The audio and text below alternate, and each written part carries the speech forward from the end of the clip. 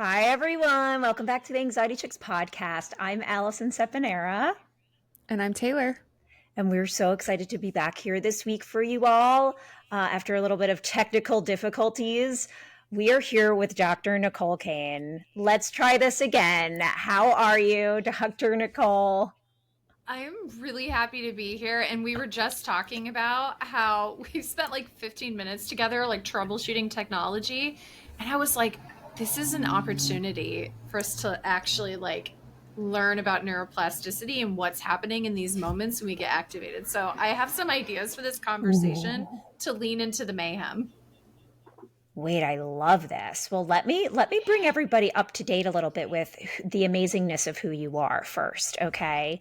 Because I need people to know all of the things that you do and why I feel like so honored to have you on the show right now. So this is Dr. Nicole Cain, everyone. She is the author of the acclaimed book, Panic Proof. She's a leading expert in a trauma-informed and integrative approach for mental and emotional wellness. With a degree in clinical psychotherapy, training in EMDR, and a license as a naturopathic physician in the state of Arizona, her approach to mental health is multidisciplinary. Oh my gosh, multidisciplinary. That's kind of like neuroplasticity, except I couldn't get that. So medical, psychological, and holistic. That's what your approach is, which are my three favorite things to talk about. So thank you so much for being here. And for everyone that doesn't know yet, we're talking about something called neuroplasticity. And I'd love for you to talk to us a little bit more about neuroplasticity. So neuroplasticity, it's really funny because we use the word plastic when we say neuroplasticity or neuroplastic change, which is really weird, right? Like, why do we use the word plastic when, like, clearly our brains aren't made of plastic? But what the word means is that our brains, our bodies, our nervous systems, that you can actually heal. You can grow, you can learn, you can evolve. And this can happen throughout your entire life. And so in this conversation, we're going to dig into anxiety and using neuroplasticity to actually heal the mind and the body so that you don't have to live in constant anxiety or insomnia anymore. And it's really, really exciting. Well, I'm so excited because I, as a fellow psychotherapist, I know lots about neuroplasticity from a cognitive behavioral sense. And I mean, that's kind of the basis of what I help all my clients achieve, hopefully in their brain. But I think that it comes to a point where there's some science involved in it, right? Which is good to know about the biology of our brain. So could you kind of just like, in the simplest terms, break down what neuroplasticity means for those who may not be familiar with it? Like really simple terms. So think about it like roads and bridges. When you have an experience, whether it's a really positive experience or it could be something kind of neutral, or even on the opposite end of the spectrum, really, really negative or maybe even traumatic, is the brain will create roads and bridges to try to help you survive that and be prepared in case something like that happens again in the future. So it paves a road. So an example to make this a little bit more concrete is maybe you're driving down the highway in the event that something scary happens. Maybe a truck. This happened to me when I was in third grade. We were driving down the highway and a truck ended up merging into us. It was a red truck and it hit us. And it was really scary. And the EMTs had to come and had to get us out of the car. And even though logically I don't think about that anymore, I used to get really scared when my husband was driving way too fast. And if there was a truck nearby, I was like, oh my gosh, that truck is huge. We're in a little sedan. It could hit us. And that's because my third grade brain made a highway between seeing a truck and the feeling of something scary or dangerous happening. So the body remembered, even though I logically didn't. And what's beautiful about neuroplasticity is that we can actually change those roads and bridges. We can go in and do amazing work to block off that scary road that makes me react to all those red trucks that I see and build new roads so that I feel calm and confident when I'm driving down the highway or riding with my husband, who is actually a good driver. So, neuroplasticity is our ability to change our brains and to change our nervous systems. So, okay. So now I want to kind of, knowing what you just said about that, take us through what you had mentioned when we first started this episode Yeah. about what just happened in the last 10 minutes and how maybe our brains were using neuroplasticity in Okay. that moment. So, Taylor and Allison, when the technology was freezing and we were all like mid sentence and our mouths were hanging open and the screen was frozen and we're like, I'm never going to get these minutes of my life back. I have no time. So, the mind reacted. So, where did you feel that stress start to kick in? I mean, my chest. I was Yeah. like, oh, like my chest was like tightening. I don't know, Taylor, what it was it for you? Okay. Am I just like too healed? I didn't really feel anxiety. I felt like, okay, we can just start over and we'll be okay. That's amazing. So you had the resilience that you were able to kind of Just flow.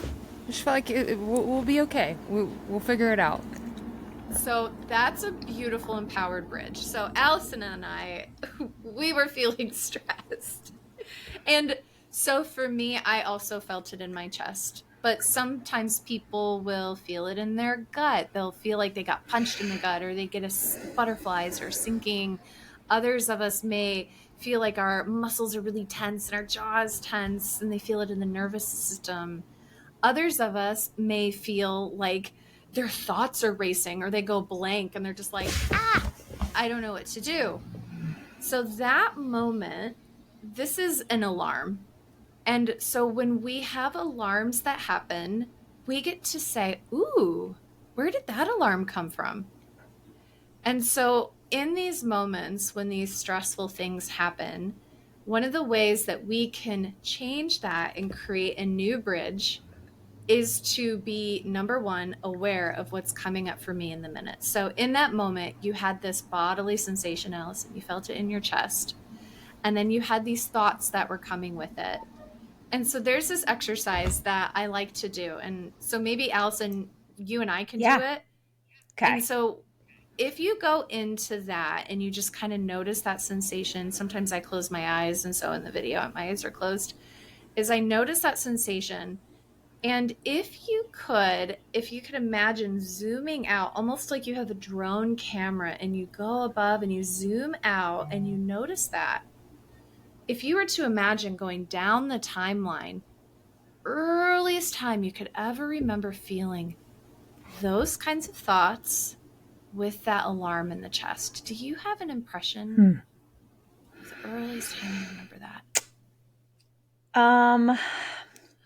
I don't know if I can say like exactly what that time is like. Oh, here it was when I was in the store with my dad and I was 7. I don't really know that, but I definitely know it was times when I felt I, I very pressured to do a lot of things at once. So Yes. whatever that was in my earliest, I feel like it was a lot of my early life is trying to have time management skills. For me, I struggle with ADD, and Yeah. it was undiagnosed. It's still undiagnosed, but I know as a clinician I have it. I'm thinking about getting diagnosed at some point, but as a child, definitely didn't get services or anything really for what I was Yeah. struggling with. So I think maybe it goes back to that piece. Like this is work for me, right? But it's fun. I like it. But I think about school and how school is your job when you're a kid, right? So I think about it. What came to me was just feeling like, oh my gosh, how am I going to get this done? And then I have this other stuff, like this homework, the other homework to do, and then I have to pay attention to this. It's just a lot of pressure Yeah. for the time management piece for me at this point in the last couple days. If this happened like Yes. last week, I would have been like, Yeah. whatever, who cares? Because I'm more Right. stressed about some other things for the last couple days. So you got this amazing data dump. Oh my goodness. And so then we could say, oh, thank you, body. Thank you, nervous system, for this data dump. Because if I've been meditating all day, every day, staying in my window of tolerance, which is where things are reliable, calm, predictable, I might not know that in my past that I had this stress, maybe this undiagnosed ADHD, all this pressure, all these different tasks. And then that part was installed like a road. It was installed in the mind, the body, the nervous system, even your hormones, your gut, your immune system. And so that pattern was installed there. And it could be a ball of yarn with other patterns. But if we were to pick one moment when that was, you use the example of being in school. And Mm-hmm. so if you had kind of a ballpark age where you noticed feeling this kind of stress, what age would it have been? You know what? I'm now that I'm thinking about it too, there was part Yeah. of me that felt, and before I answer that, there was part of me that felt like I felt bad because you were our guest, that I Yeah. felt bad this was happening and you were our guest, right? And I didn't Yeah. want this to come across a certain way because you're a guest of ours. And I Yeah. wanted to feel, in a professional sense and stuff like that. So I think that was a Yeah. whole nother piece of it. And I think that goes back to probably at Yeah. jobs that I started having. Um, and the pressure, maybe it was when I was a little bit older, not younger. Um, Yeah. yeah, Oh, I don't know. that's So think about insightful. that. Ooh, that's so interesting. And so the what people could do as you're listening to this, if you notice an alarm that you're having, is you could even write down everything that comes to mind. So you can notice, hold space for that. And so Allison, you're holding space for that. And a couple of different things are coming to mind. And this inroad to this data came from a stressful experience that you felt in your body, you noticed, and now we're looking at where that might have originated. And so now that we have this information, we get to use neuroplasticity to change that so we can feel a little bit more like Taylor, right? So, what we can do is there's a few steps. First step is we acknowledge, we notice, we honor, and we say, thank you for this data, mind and body. I'm listening. And then we go down the timeline. And so then once you go down the timeline, we're going to unpack that. So we're going to do 3 minutes for those who are listening. We won't spend the whole 3 minutes today doing it because we have so many delicious things to talk about. I want to be kind of quick. But what you'll do is you're going to set your phone alarm for 60 seconds. And you're just going to notice and honor, and you're going to think about what's coming up, that alarm. And then your alarm is going to go off. The second 60 seconds is you're going to go down the timeline and you're going to notice thoughts and memories and images, maybe just sensations that are coming up, and try to go down the timeline to the earliest moment that you felt that way. And then you're going to write it all down if you want, or you can just notice it. And then the third step, you're going to set your alarm for a last 60-second window. And during that third step, you're going to do a combination of time stamping and reassuring. I like to combine that with touch. And so what I like to teach my clients to do is you butterfly hug, which is where you cross your arms over your body. And for 60 seconds, you're going to tap left and right. And there's a lot of research showing the benefit of the tapping the left and the right, bringing you back into your body. We're crossing the midline. And now you're going to be in that past activation, maybe an old Jobs Allison, maybe little Allison, whatever it is that comes up. You can do this multiple times.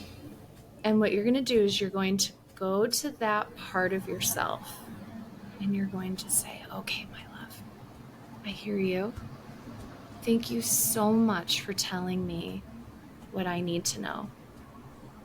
And I want to ask you to allow me and my adult present self to take care of you.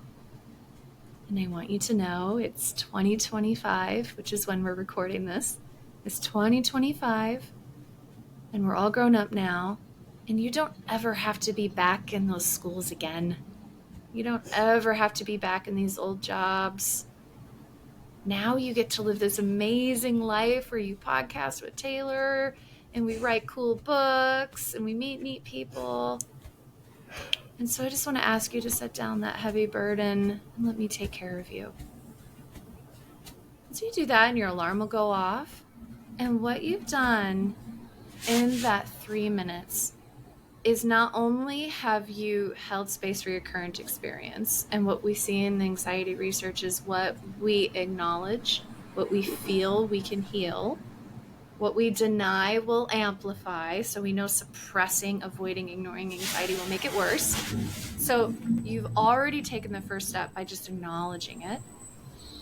And then we start the process of going into the roots. And what's really, really cool about this is that we have these old stored programs.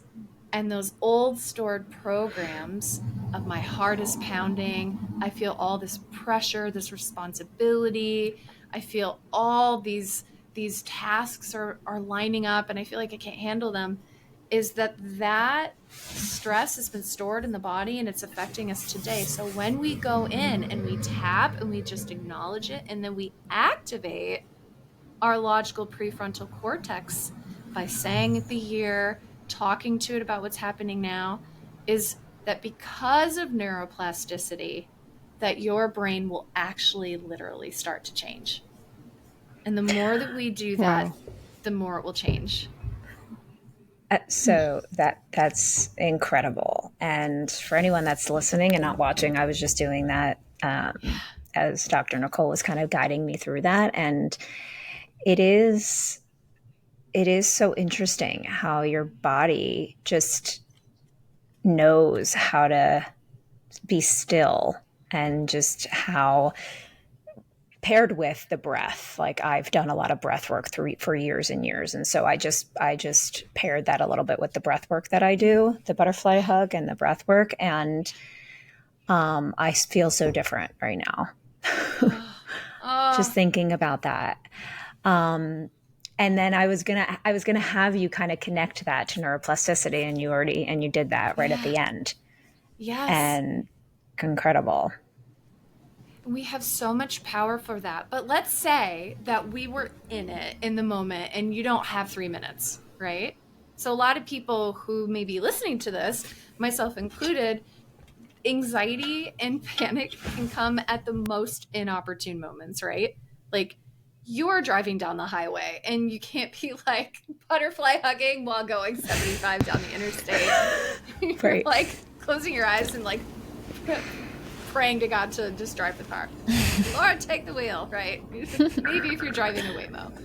And so what about those moments when you can't do that, or when you don't even think to do it? I have another strategy. Can I share it with you for neuroplasticity? Yes. Is it something that you want me to do like with you, or is it You don't we'll have just to listen? do anything. This is Oh my gosh. Okay. This is just fun. You get to hang. So this is called the panic reset. So the first example of neuroplasticity, this is how to do like inner child work, EMDR in 3 minutes. We just did that. That was unicorn magic, right?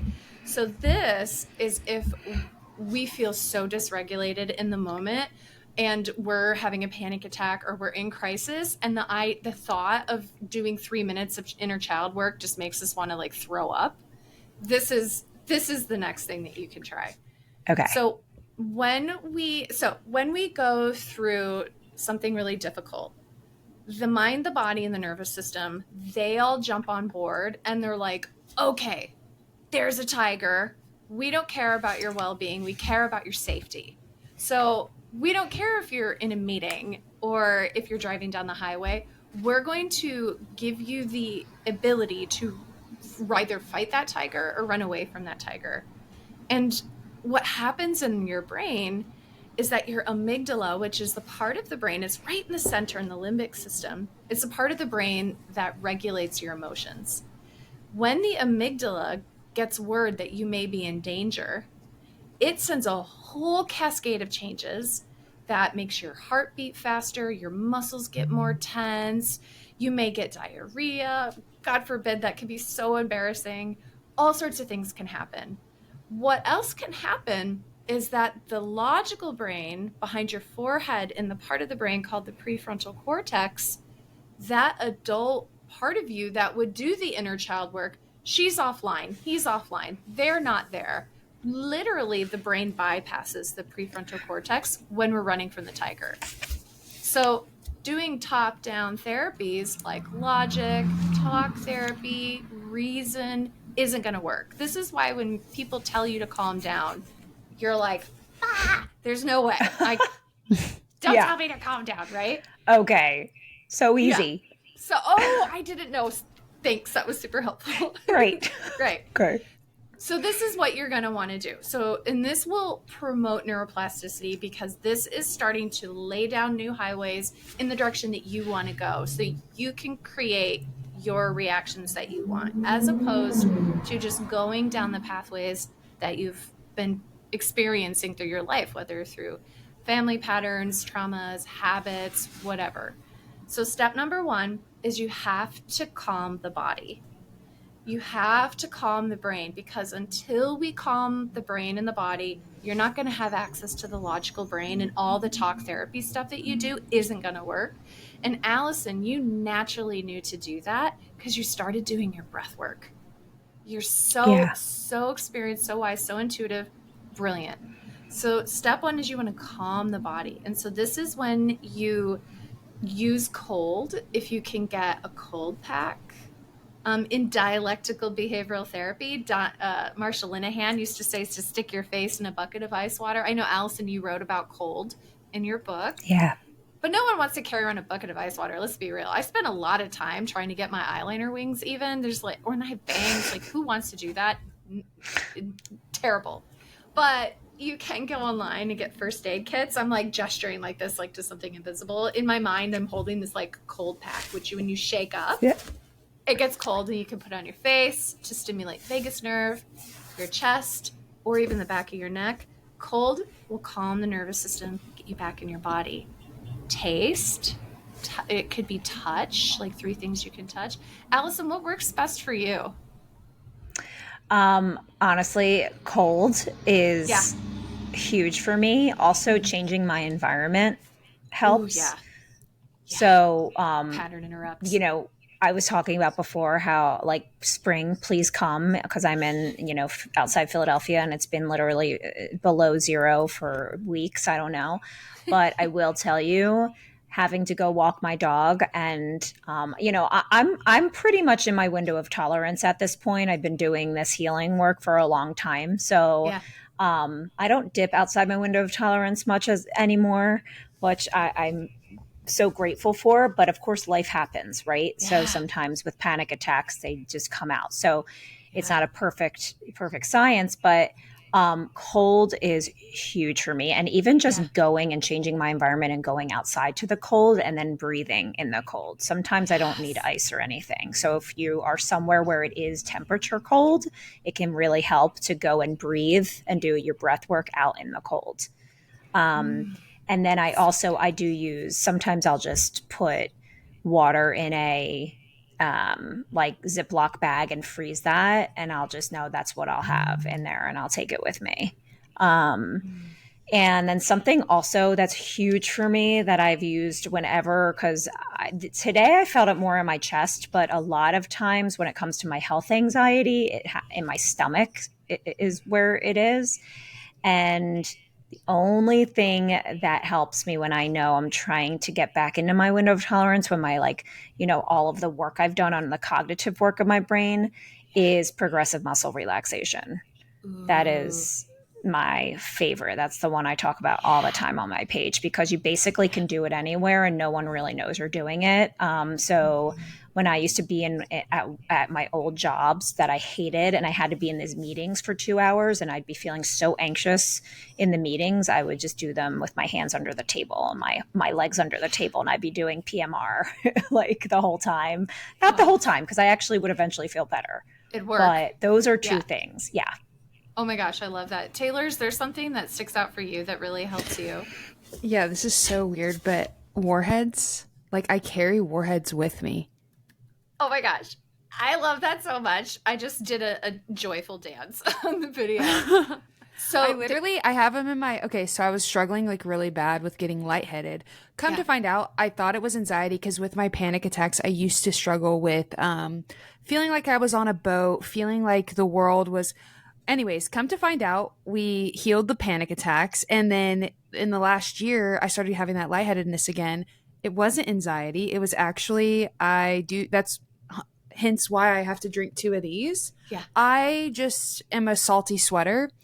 Anyways, Alice and I have talked about this a lot, but I have to replenish my body more than the average person. Everybody's different. And so I learned that. But, anyways, when I was having those lightheaded episodes, of course, for me, talking about like building a bridge, like you said, when you were a kid and the car swerving in created that road. For me, back then, I used to get so lightheaded and I passed out 2 times. So once you've passed out and you have that feeling of lightheadedness, you create that road that every time you feel lightheaded, you're going to pass out. And for me, I hate scenes. And so passing out equals a scene because then you wake up and everybody's around you and they're like, oh my gosh, check her pulse. Like I literally have a mental image of being in a hot yoga class. I passed out. I wake up. A lady's holding my wrist. People are fanning me. I'm like, this is horrifying. Mm-hmm. So basically, when I started feeling that lightheadedness again in the last year, I would cause myself anxiety. I was because lightheadedness equaled that panic, that passing out feeling. So when I would feel like,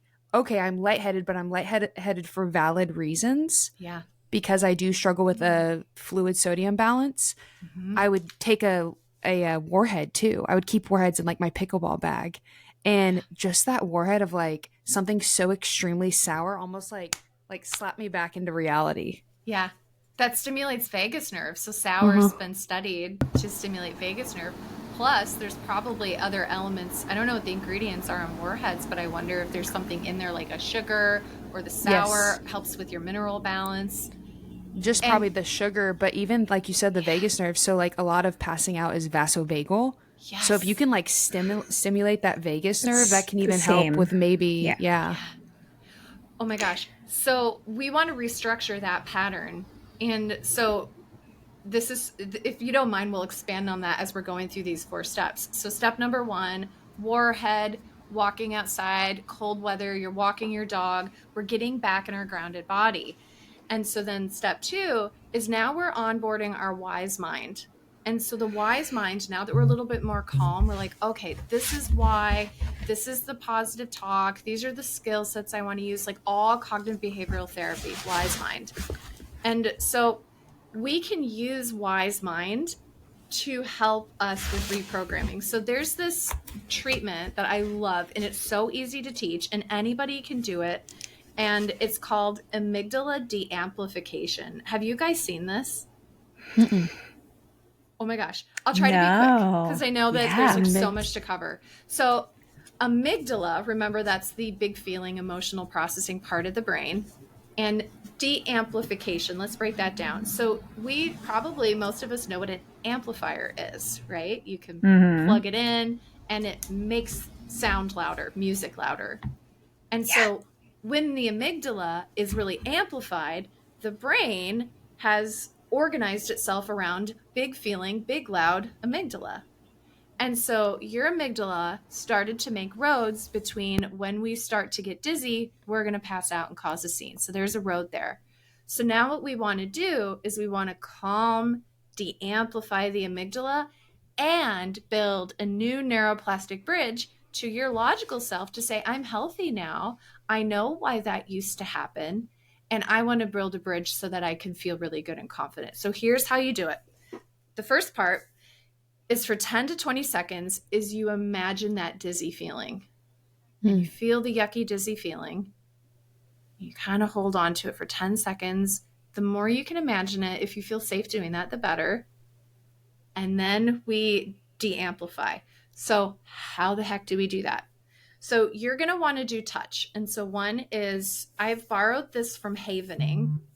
And in Havening, they have 3 different gestures that you can do. One is you almost imagine like wiping off your palms. Like I got some dust on my palms and I'm going to wipe them back and forth. The second way you could do it, and you might experiment and see which one you really like, is imagining you're dusting off your shoulders. So you cross your arms and you imagine dusting off your shoulders. Or the third one, which the research has supported is more powerful for whatever reason, is my bangs here in the way, and I'm like, I'll mess them up, but it's okay. We don't have to be vain, Nicole. Is we wipe down almost like, oh, we're just wiping our face from your forehead down your cheeks to your chin. And so while you do whatever gesture you want to do, we activated the emotional brain. We did that for 10 seconds. And now we're going to create a new road. So that means we got to get to our logical brain. How do we get to our logical brain to make that road? Is we use logical tasks. So you might start by saying out loud your ABCs. And so if you and I were doing a session today, I would say, all right, tell me, Taylor, the ABCs out loud. And then I would ask you to spell your name, maybe backwards. I would ask you maybe to count down from 40 to 0 by twos. So you'd say 40, 38, 36. And you're going to do these cognitive tasks. Maybe you imagine going to Sephora and you're like, I'm going to pick out 10 things. What do you want to pick? So something that activates your logical brain. And then you go back in the feeling. I notice feeling dizzy. I notice that feeling of dizziness and what's coming up for me as I get panicky about being dizzy. After 10 seconds, you start doing the havening again. You touch your face, your shoulders, your hands, and you do the mental math, right? So that is step 3. So step 1 is to calm the nervous system. Step 2 is to onboard your wise mind. Step 3 is now we're reintegrating, feeling the yucky, using neuroplasticity to create a new bridge.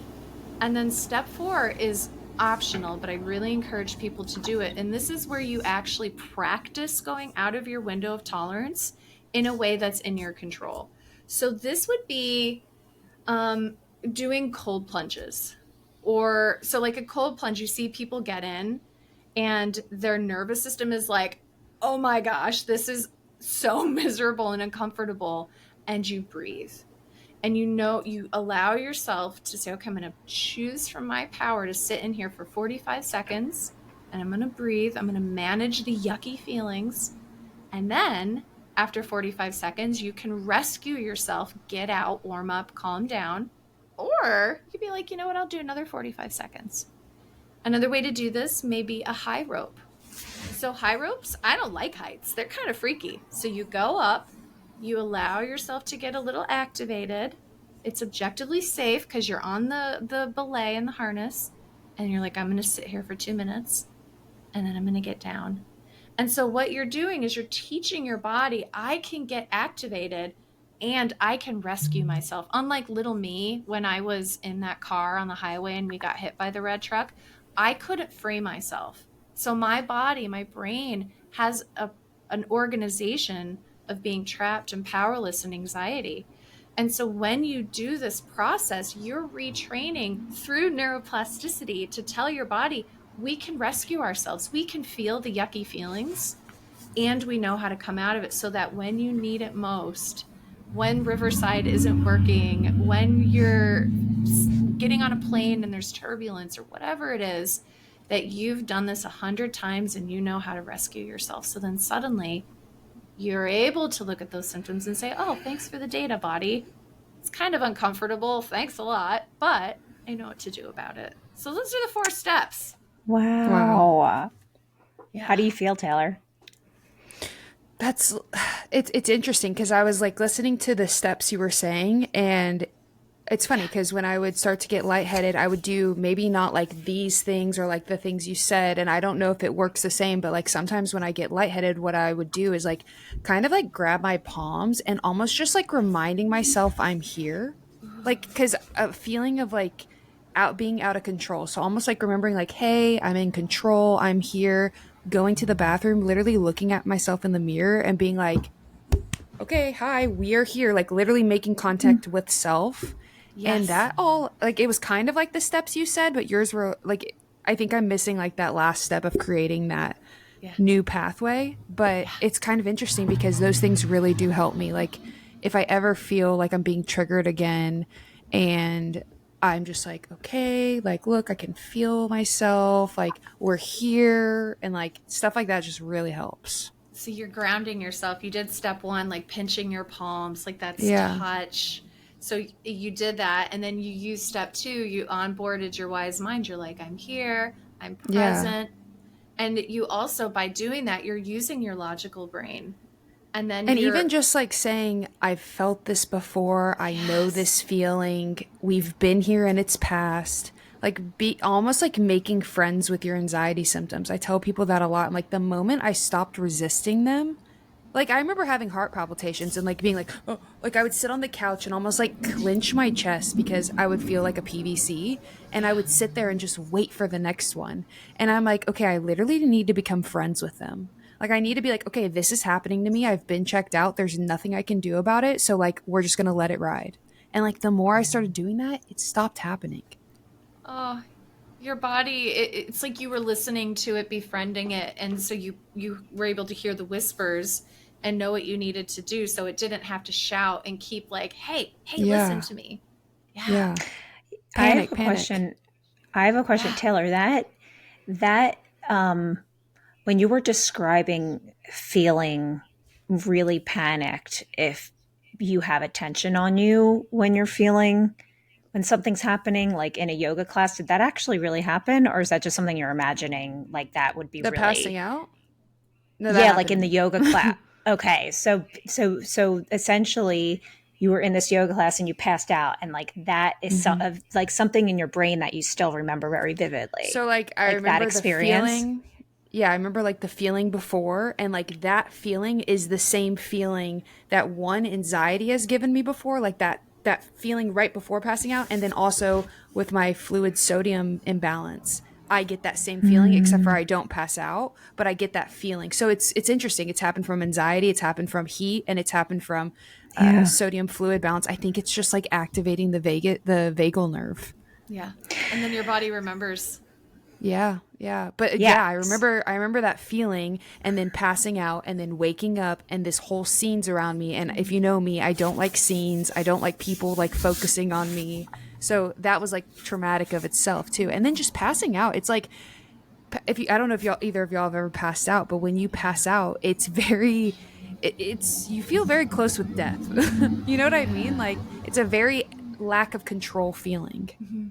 Yeah. Yeah. So that brings me to kind of the last thing I kind of wanted to touch on was trauma and how you work these type of interventions and work on neuroplasticity as it relates to trauma.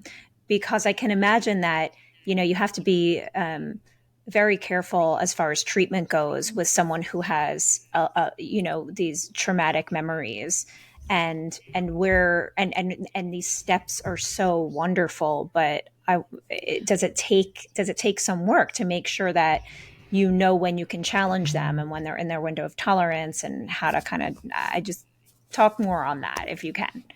This is so wonderful. And so much wisdom in asking the question because, clinicians listen to this podcast and you want to, in EMDR, we have, which is for those who don't know what that is, it's eye movement desensitization and reprocessing. It's one of our best and strongest forms of therapy, at least the most studied. I think that EMDR in combination with somatic based, body based therapies is really like mwah, the most beautiful thing. Maybe throw a little bit of parts work in there too. And then we have like the golden nuggets of magic. But what we want to make sure we really do is focus on building and resourcing. And the whole first two phases of EMDR is building and resourcing. And so when we think about trauma, I like to use the language of events or adversities because so many of us have gone through traumas, but we just don't identify it as trauma because the language is usually, at least originally, was referencing war and combat veterans and PTSD. But trauma is anything that does or even neglect maybe doesn't happen that changes the way that we think about ourselves, others, and the world. And so one event could be traumatic for one person and not for another person. It depends on a lot of individualizing factors. And so it can be on a spectrum. So something does or does not happen. It could be something that occurs to you, or maybe your needs weren't met in a certain way. And I like to organize that in the image of a stoplight, where when you're in the green, you feel really calm, you feel really grounded. Like in the beginning of our conversation, and Riverside was acting up, Taylor was chilling, Allison and I were like, what's going on, right? So she stayed in her green. And you and I, Allison, we got maybe into a little bit of yellow. And yellow is slow down, we're getting a little activated, maybe you're getting a little palpitating in the chest, maybe you're getting a little derealization, a little dizzy, like you're on a boat. And then we go to the red light, and that's crisis. That's actually passing out, or that's having an actual panic attack, or whatever your flavor of panic and anxiety is. And so the interventions that we want to use are going to vary depending on where you are in your stoplight strategies. But we could be really mindful and intentional using the wisdom of neuroplasticity no matter where you are in the stoplight. So if you follow the 3-minute exercise, I call it the 3-minute hack that we did earlier, is you can practice doing that every day, but maybe don't start with the biggest, most scary red light event. Is maybe start with something a little stressful. So then you can start practicing resourcing yourself. You're learning the dance moves before you do like a really difficult dance, and practicing grounding yourself, practicing doing the havening, which was the touching, the palms, the math. And also make sure you have a great clinician that's got your back, that can give you advice and say like, okay, I think this might be a good memory that you might be working on as you practice. Maybe you don't go straight into a cold plunge. That makes some of us worse. For me, a cold plunge would make me 1,000 times worse. I'm always cold, and getting into cold water sounds like hell on earth. But maybe doing a vinyasa yoga class might be better, or something else. And so having a good clinician on your team, I think, would be really important to keep you really successful in this process. Yeah, I would totally agree with that. Of course, as both as clinicians, right? Having that Yeah. support. Because I can imagine that this can be a really difficult process for someone that either has like severe phobias or Mm-hmm. maybe obsessive compulsive disorder, Mm-hmm. right?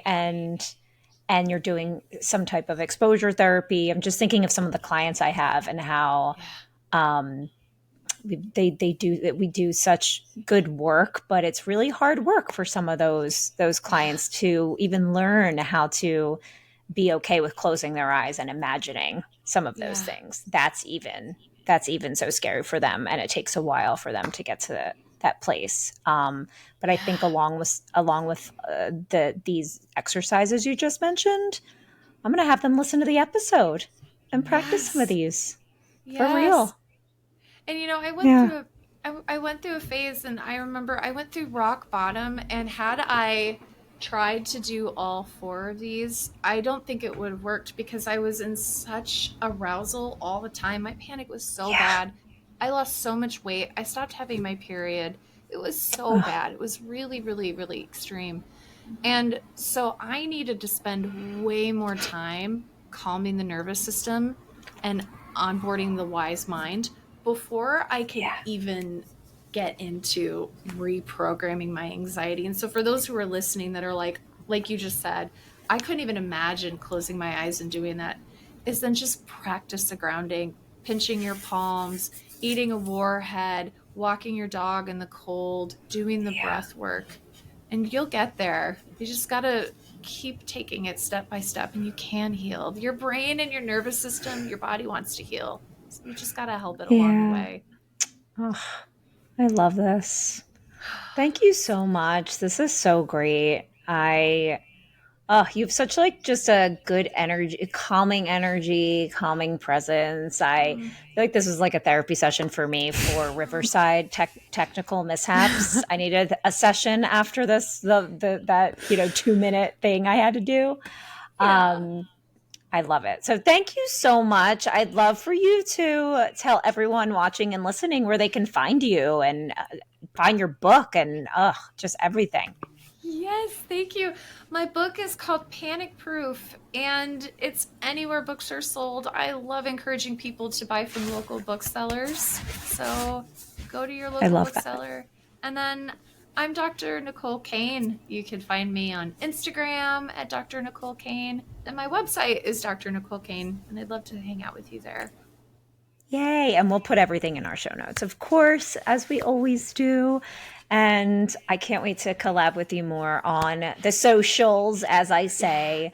But thank you so much. And before we go, just for another minute or two, you gave so many incredible tips today, but I'm just gonna have you specify maybe one more thing because we always do a healing tip of the week on our episodes. And I'd love for you to is there one specific, maybe tip from today you would say where to start for someone, or just something you haven't mentioned that would be kind of a tip of the week? I would make your own panic pack. Is do this with your Oh, family.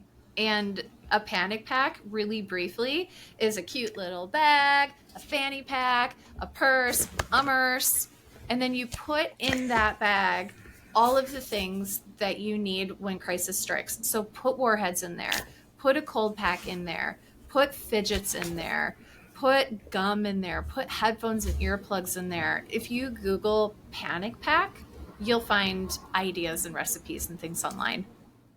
I love that. It's almost like your little to go healing toolkit, you Yeah, know? yeah, and it could be so fun. Amazing. Yeah. I love that. Thank you so much. That's awesome. Taylor, is there anything else you want to add? No, that was so informative, and I'm gonna do all that. I was like jotting down as fast as possible. My handwriting looks like chicken scratch of like the 60-second thing. So I'm gonna try and like type it out in the show notes of exactly what to do each 60 seconds because it was like so informative, and I was like, gotta remember it. Yay. And if you like don't remember part of it or you missed it, girl, I got you. Just send me a message and I'll give you all of it. Awesome. I love it. And anyone listening or watching that does try it, please tag Dr. Nicole and maybe have her kind of check out that you're doing some of these exercises. I love it. Thank you so much again. Have a good week. Happy healing, everybody, and we'll see you next week. Bye. Bye.